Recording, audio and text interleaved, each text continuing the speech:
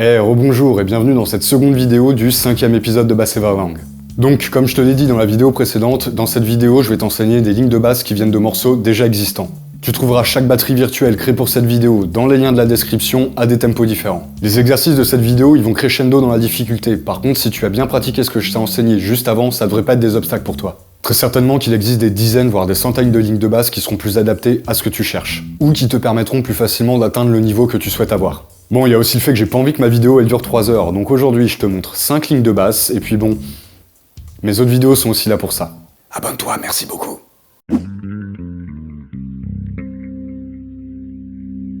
Ok, premier exercice, on attaque avec les Foo Fighters et leur titre My Hero, et c'est Nate Mendel à la basse. Tu trouveras cette chanson dans leur excellent album de 97, The Color and the Shape. Ouais, je suis très enthousiaste. Ouais, je suis ultra fan des Foo Fighters. Nate Mendel, c'est un bassiste qui joue au Mediator, mais t'inquiète pas, pour cet exercice, c'est pas du tout gênant de jouer au doigt. La version studio, elle est en mi majeur à environ 155 BPM. L'objectif de cet exercice, en plus de développer ton jeu, ça va être aussi de développer ton oreille rythmique. Donc sans plus attendre, je te montre la ligne du couplet avec le tempo de la version studio.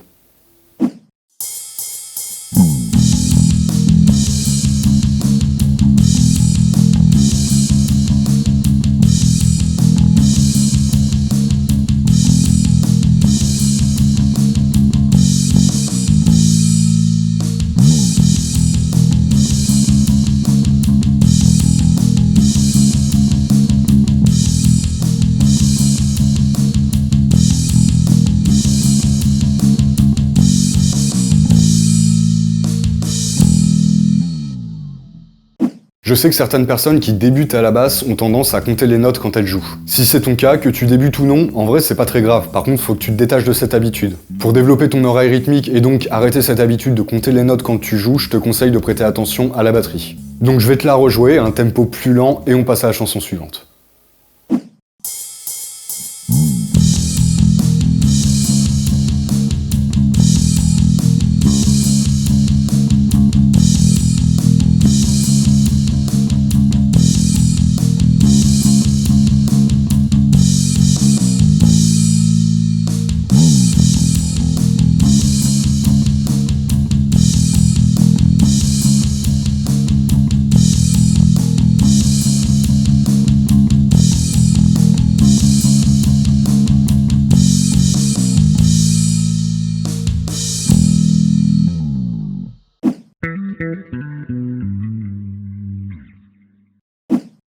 Ouais, c'est pas très original.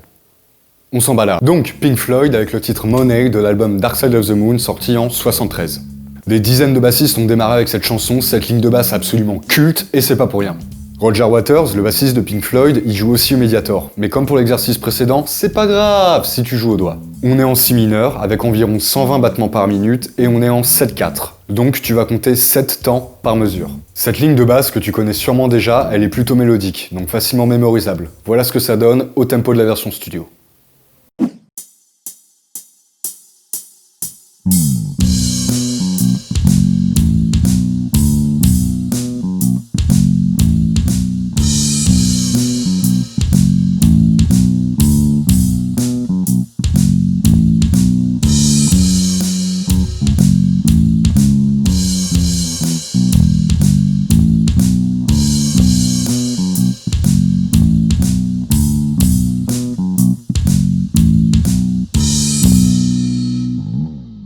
Tu l'as très certainement marqué, mais on retrouve encore une fois la position du power chord. Et pour les autres doigtés, je te conseille plutôt de faire les mêmes que moi avant d'en essayer d'autres. Attention par contre à ne plus laisser sonner les notes que tu n'es plus censé laisser sonner. Sinon ça va sonner un petit peu trop lourd, un peu trop brouillon comme ça par exemple. Je dis pas que c'est moche, hein, mais c'est pas ce que tu dois faire. Donc tu fais bien attention, ta note elle doit durer le temps qui lui est accordé sur la partition. Bon, évidemment, ce que je viens de te dire, ça dépend de beaucoup de chansons, mais pour celle-là, pour cet exercice, je te conseille de faire comme ça. C'est pour les objectifs de cette vidéo et pour développer ton oreille rythmique. Maintenant, je te la montre à un tempo plus lent.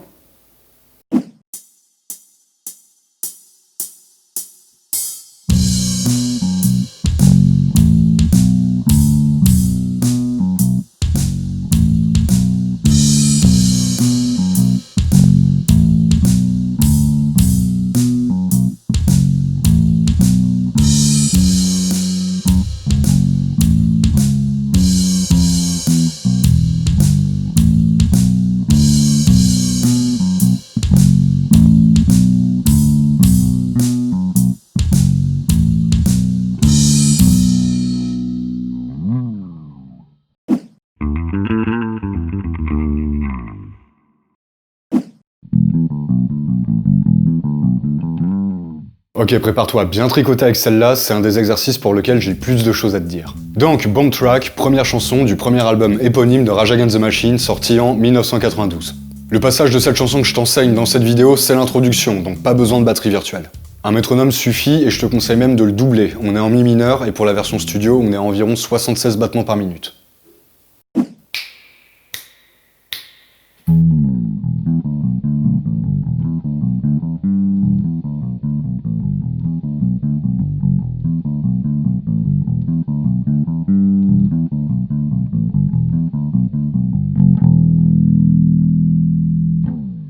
Cette ligne de basse, c'est clairement l'une des plus pédagogiques que j'ai jouées et enseignées, c'est pour ça que je te l'apprends aujourd'hui.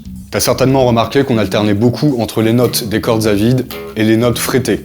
Et c'est là que se trouve l'objectif ultime de cet exercice que je veux t'enseigner. C'est-à-dire développer une synchronisation quasi parfaite entre tes deux mains et ton ambitus de jeu. Ton ambitus de jeu, pour faire court, c'est l'espace physique que tu vas utiliser pour jouer.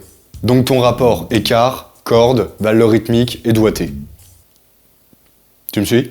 Bon, en gros, il y a une différence entre cette ligne de basse et par exemple la chanson des Foo Fighters où tu restes sur 2 notes et 2 cordes pendant les premières mesures.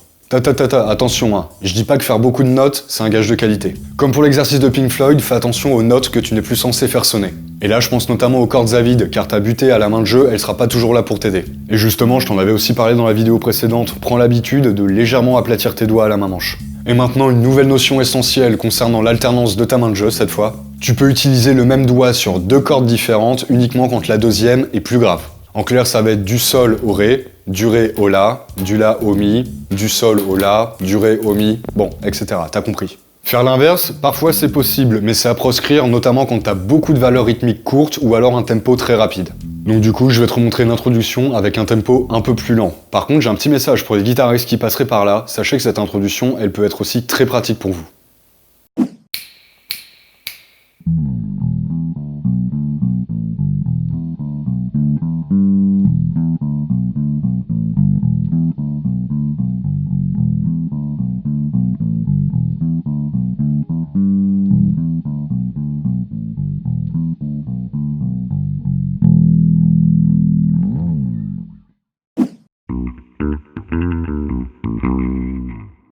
Pour cet exercice, je sens que certaines personnes sont en train de se dire « Ouh, Iron Maiden, aussi vite, pour des débutants, c'est pas un peu chaud, mec ?» Eh ben non, pas du tout, au contraire même.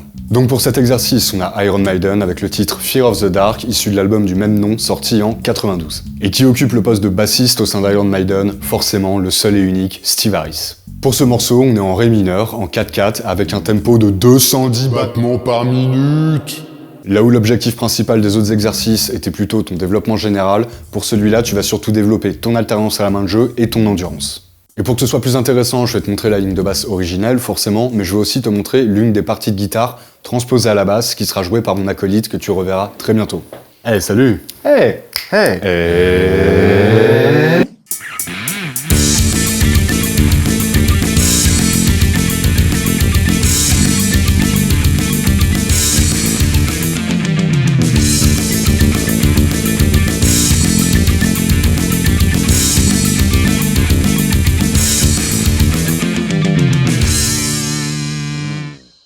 Pour cet exercice, très franchement, j'ai pas grand chose à te dire à part de faire attention aux changements de notes sur les contretemps et aussi à tes doigtés, notamment à la fin du cycle. Je te montre, enfin, on te montre, à un tempo plus lent et on enchaîne avec le dernier exercice.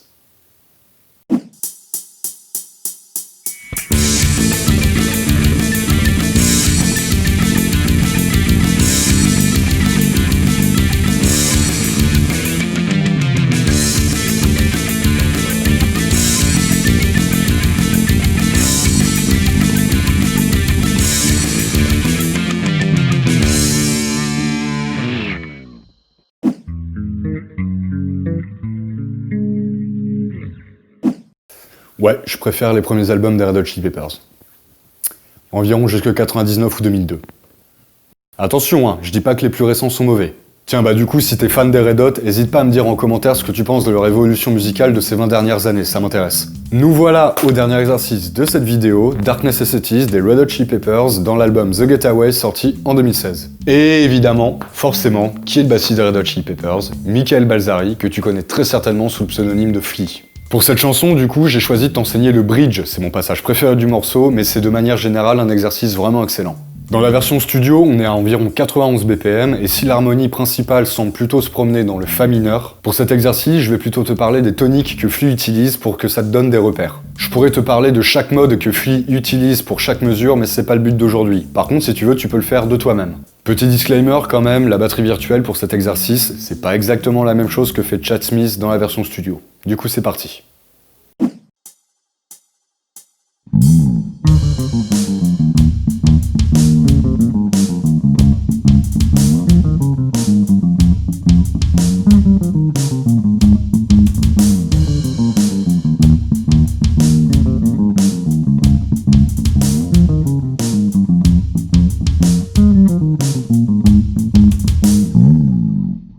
Donc, première mesure, on a un mi bémol pour tonique.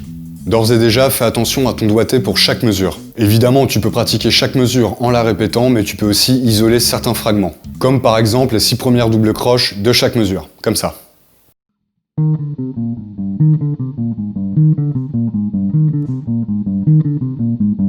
Voilà, et une fois que tu es à l'aise avec ce mouvement, tu enchaînes.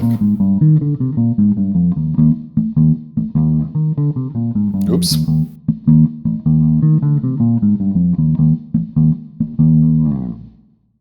Deuxième mesure, on a un Ré bémol pour tonique. Pour celle-ci, tu peux aussi répéter ton fragment des 6 premières doubles croches. L'avantage, c'est que ton doigté sera le même sur les premières cordes.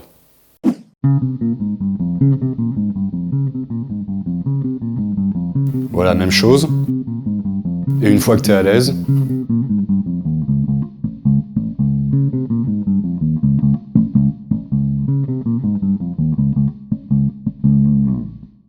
troisième mesure, on a un Fa pour tonique, et cette fois ton centre de position de la main manche il va un petit peu changer. En fait, tu vas simplement démarrer ta descente mélodique d'une autre manière que les mesures précédentes. Par contre, pour cette mesure, en comparaison des autres, je te conseille de directement la faire d'une traite plutôt que de faire des fragments.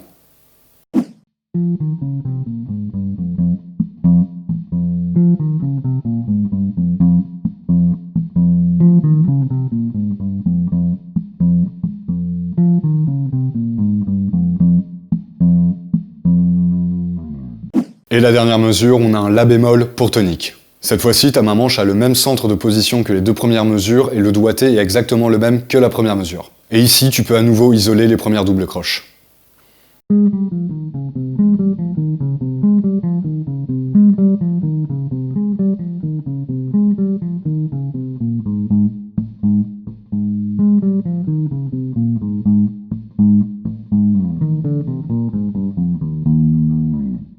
Plusieurs bassistes ont fait des covers de cette chanson avec un doigté différent pour ce passage, donc là t'es certainement en train de te dire « mais d'autres doigtés sont possibles et semblent beaucoup plus faciles. » Oui, il y en a d'autres, absolument. Mais ce sont pas ceux que Flea utilise. Comment je le sais? Eh ben je suis très content que tu poses cette question, c'est en regardant les vidéos de concert. Et franchement, je vais te dire, les autres doigtés, ils sont pas spécialement plus faciles. Si tu veux, bien sûr, tu peux apprendre ce passage en utilisant d'autres doigtés que ceux que je te conseille. Par contre, tu risques de manquer un élément important. Cet élément, c'est apprendre à te déplacer avec aisance sur ton manche. Et d'ailleurs, forcément, le son sera différent si tu fais un autre doigté. Donc je te montre ce passage une dernière fois, en entier, avec un tempo plus lent.